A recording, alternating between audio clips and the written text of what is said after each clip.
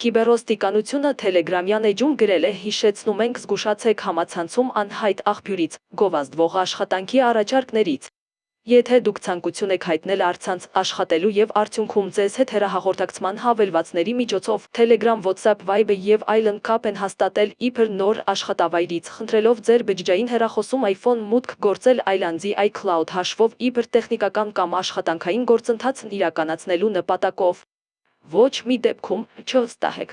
Նման գործողության արդյունքում հանցագործները հեռահար արգելափակում են ձեր բջջային հեռախոսը, ապա պահանջում գումար սարքի ապա արգելափակելու դիմաց։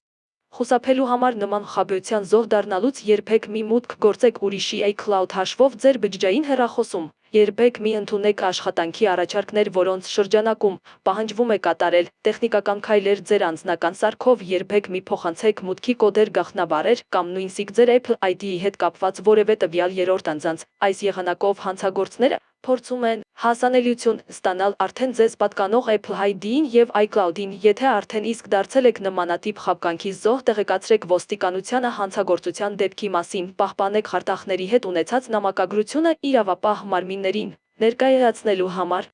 Թվային միջավայրում ձեր անվտանգության երաշխիքը ձեր զգոնությունն ու մտածված գործողություններն են։